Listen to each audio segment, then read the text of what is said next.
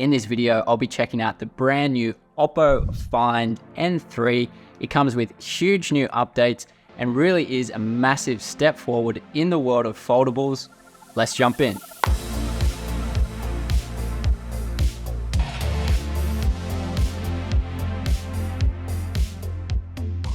Hey everyone, I'm TKNORTH, photographer and videographer from here in Sydney. In this video, I'll be sharing my first impressions on the OPPO Find N3 Fold, as well as looking at all the specs and really putting this epic new camera setup to the test. Spoiler, again, teaming up with Hasselblad, you're getting insane quality on these cameras for any phone, let alone on a foldable. As excited as I was to test out a foldable device for the first time, I wasn't sold on how useful it might be, but I have found a number of super practical benefits which I'll share as well, especially when it comes to productivity. Quick note and disclaimer, this video was created in partnership with OPPO, so firstly, a thanks to them. Make sure to check out my Instagram where I'll be sharing more photos created with the Find N3. But enough on that, let's take a closer look. First of all, looking at the overall design, OPPO really are pushing the boundaries on these new foldables. From design to performance to the cameras, you really are getting total flagship features on top of this cool foldable technology. You can also check out the Find N3 Flip. My wife is actually using this version and absolutely loves it. It does share most of these same key features.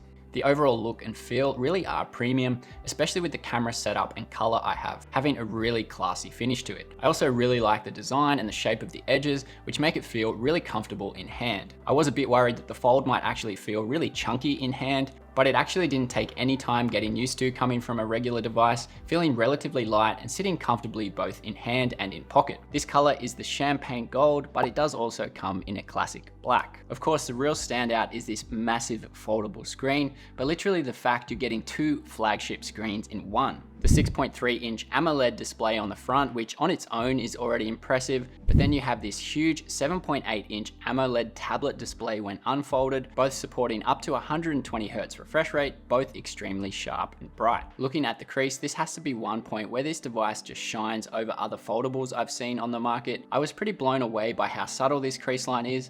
Once you're using the device looking directly on, you literally can't even tell it's there.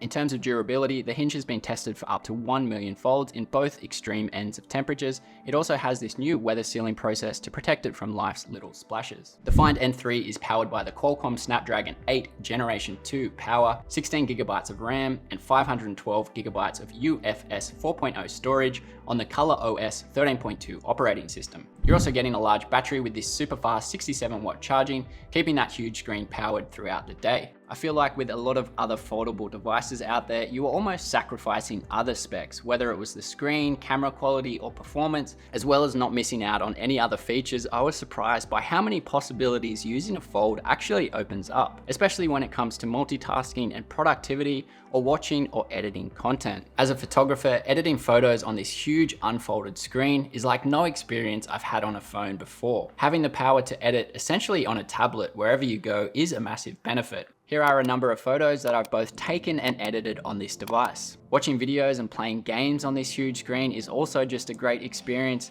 just getting so much more extra screen than you would on a regular device. Split screen view also allows you to view multiple apps at once.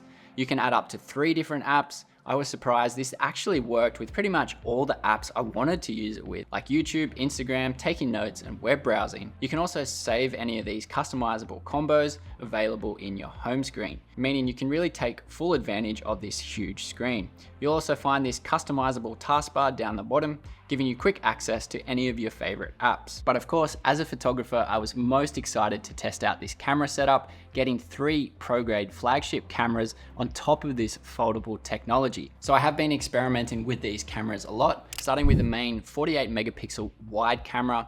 This has a huge sensor for a foldable and is also a stacked pixel sensor. Basically means you're effectively getting the quality you'd get from a 1-inch sensor, giving you better dynamic range and less noise in your photos. This one is an f1.7 aperture lens and is equivalent to a 24mm focal length. Next, onto the ultra-wide 48 megapixel camera, which has a 1/2-inch sensor.